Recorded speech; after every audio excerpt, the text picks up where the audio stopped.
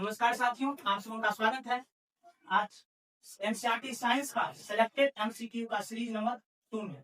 साथियों, ये जो सीरीज चला रहे हैं साइंस का, सभी प्रतियोगी परीक्षाओं एवं सभी बोर्ड परीक्षा 10 एवं 12 के बच्चों के लिए बहुत जरूरी सवाल जो कि हम एनसीईआरटी के लाइन से उठाकर लाते हैं, जो कि बार बार हर बार पूछा जाता है और सभी प्रतियोगी परीक्षाओं में भी ये बहुत ही मददगार होगा। तो साथियों, चलिए आज सेल टॉपिक का सवाल नंबर 6 को देखते हैं। सवाल कहता है, उच्च सांद्रता के क्षेत्र से उसकी कम सांद्रता वाले क्षेत्र की तरफ अणुओं के संचालन को क्या कहते हैं, यानी गैस कहते हैं। तो उसका ऑप्शन देखते हैं। ऑप्शन ए है विसरण, ऑप्शन बी है ऑस्मोसिस, ऑप्शन सी है स्वक्रिय परिवहन, ऑप्शन डी है निष्क्रिय आवागमन। तो ऑप्शन डी का है कि निष्क्रिय आवागमन। तो इसके लिए हम ऊर्जा की जरूरत नहीं होती है, जानते हैं कि जिसमें ऊर्जा की जरूरत नहीं होती जिस परिवहन के लिए, उसे हम कहते हैं निष्क्रिय आवागमन या परिवहन।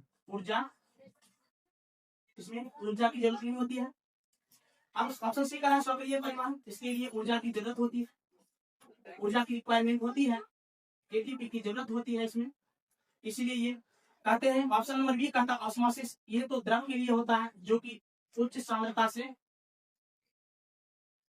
निम्न सांद्रता के लिए होता है, द्रव के लिए इसे परासरण कहते हैं। विसरण ये वायु के लिए होता है जो कि उच्च सांद्रता से निम्न सांद्रता की ओर परिवहन करता है, इसलिए ऑप्शन ये राइट आंसर हो जाएगा इस सवाल का।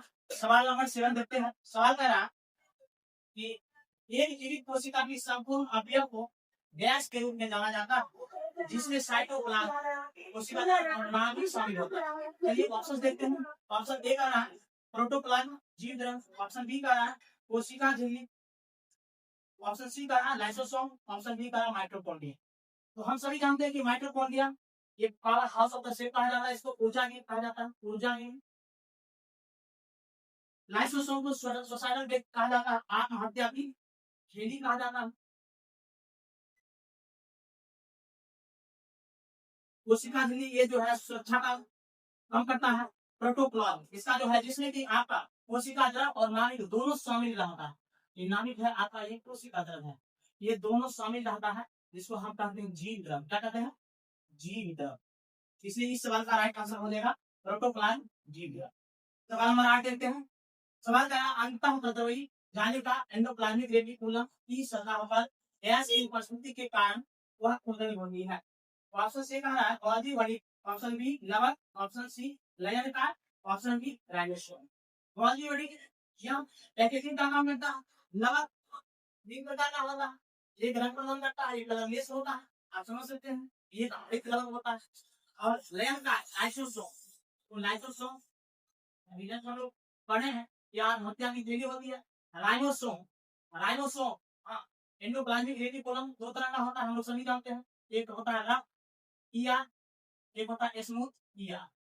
रफ का अर्थ होता है खुरदरी, खुरदरी जिस पर जो है सो राइबोसोम की उपस्थिति के कारण यह प्रोटीन का संश्लेषण करता है। स्मूथ यह वसा का संश्लेषण करता है। तो हम कह सकते हैं इस सवाल का जवाब राइट हो जाएगा राइबोसोम, जिसकी उपस्थिति के कारण प्रोटीन का निर्माण होता है, और यह जो खुरदरी सतह होता है राइबोसोम की उपस्थिति के कारण होता है। नंबर 9 का रहा है निम्नलिखित में कौन सा कोशिका अंगक कोशिका की भंडारण संशोधन और पैकेजिंग के लिए जिम्मेदार है।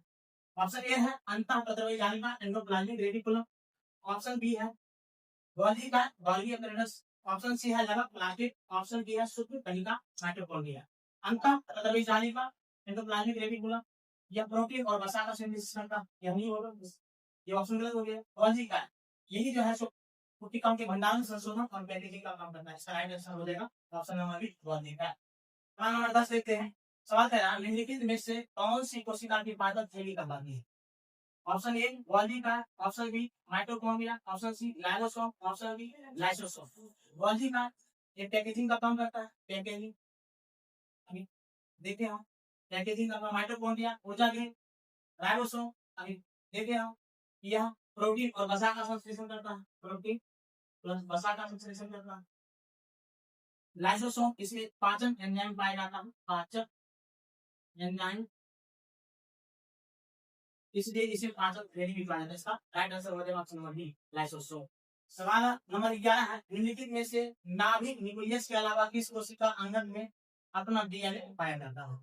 Option A cytoplasm, option B ribosome, option C Golgi उपकरण और ऑप्शन डी माइटोकॉन्ड्रिया। साइटोप्लाज्म में नहीं पाया जाएगा, राइबोसोम में नहीं पाया जाएगा, गोल्गी उपकरण नहीं पाया जाएगा, माइटोकॉन्ड्रिया। जब भी आपको अपना डीएनए की बात करें तो आपको 3 याद रखना है, M N C, mitochondria, nucleus, chloroplast. इसलिए इसका राइट आंसर हो जाएगा माइटोकॉन्ड्रिया। और इस ऑप्शन में से और कोई रहता तो आपको माइटोकॉन्ड्रिया, न्यूक्लियस और क्लोरोप्लास्ट। सवाल नंबर 12, निम्नलिखित में कौन सा एक कोशिका नहीं है? ऑप्शन ए है amoeba, option B spirogyra, option C plasmodium, option D paramecium. जिस जीव की शरीर की संरचना एक ही कोशिका की बनी होती है तो उसे एक कोशिका जी, ये आपका स्पाइरोगाइना ये बहुकोशिकीय, ये बहुकोशिकीय है, इसलिए एक कोशिका नहीं होगा। प्लाज्मोडियम एक कोशिकीय है, पैरामीशियम एक कोशिकीय है, इसलिए इसका right answer option number B spirogyra है। क्या कर रहा है? पादप और जंतु कोशिका में मुख्य अंतर क्या है?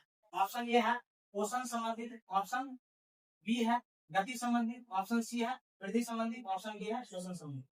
साथियों, यह पादप और जंतु, पादप जो होता है पादप स्वकोशी होता है और जंतु जो होता है जंतु परकोशी होता है।